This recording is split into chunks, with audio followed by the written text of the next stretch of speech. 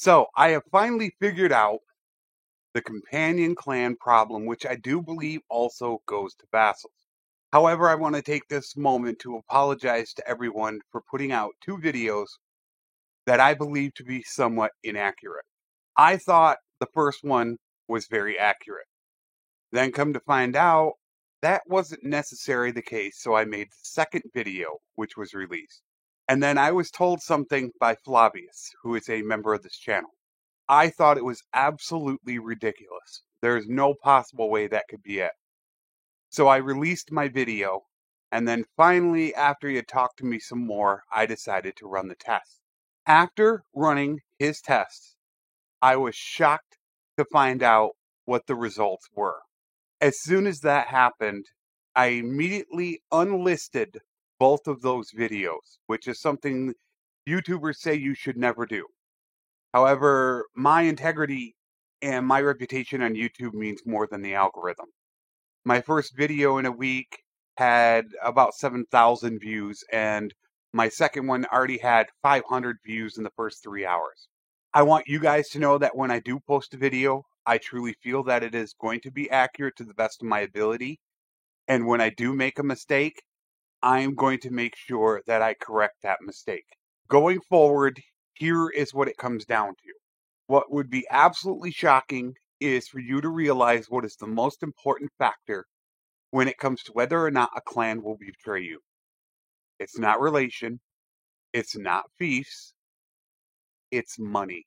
That's it. That is the most important thing. So what you do is you go to the encyclopedia and you look at their wealth. Now, how do you know what that means? Wealth is equivalent to very poor means they have less than 15,000. Poor means they have between 15,000 and 49,999. Average means they have 50,000 to 134,999. Rich means they have 135,000 to 409,999. And very rich means they have at least 410,000. So when you're looking at whether or not clans are going to leave you, wealth is the most important factor that you need to watch for. Now, there are several other factors that do come into play when it comes to whether or not they're going to leave you. The other two major factors are going to be fiefs and relation. Those three together will make up the bulk of whether or not someone is going to end up leaving you.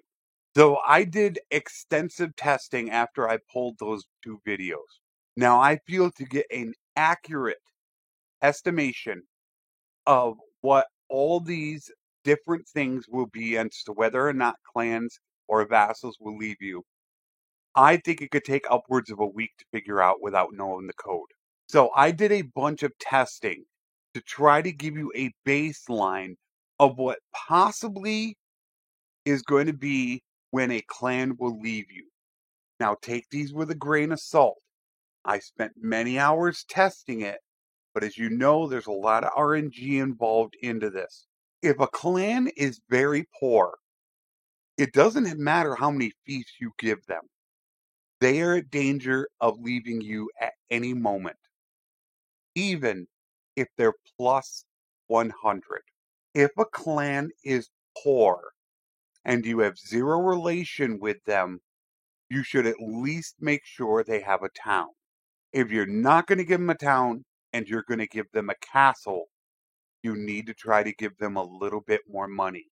Now, once you get to average, which this is only the 50,000 mark, this is where it becomes a lot easier to manage them. As long as they have a castle and they are even, they will never leave you.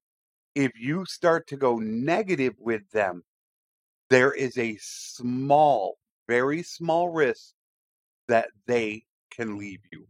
Now, when we get to rich and very rich, this is where, as long as they have a castle, it does not matter the relation, they will not leave you. I had minus 100 relation with 5 different clans, and I ran it for 15 years, maintaining them with at least a rich wealth, and not one left me. So, as I said, these numbers are going to be a guide for you to try to follow. However, always play it safe. So, if you're worried that they're going to leave you, maybe give them a little bit more money or make sure they have a little bit more relation. So, when it comes down to it, money is everything to a clan. Now, I want to reiterate something very important. When you go to a clan to see how much money they have, which you can just open a proposal with them to see how much money they have, and therefore you can give them how much money you want to so they can reach that next tier of wealth. You cannot go to a clan member. You must go to the leader. His money is what counts for wealth. Just like with your clan parties, they have a certain amount of money on them. If they make a profit, they send a percentage of that money to the leader. So don't go to a member and give them money. If you do, they will only send some of that money to the leader at a percentage over time. So I hope I did enough in this video to show that I tried to make right in the last 2 videos that I did. And I gave you at least enough information for you to get a head start in knowing what you need to look for in your game. If you see them poor or very poor, think about giving them some money. If you see very poor, that is an alert to immediately get with them.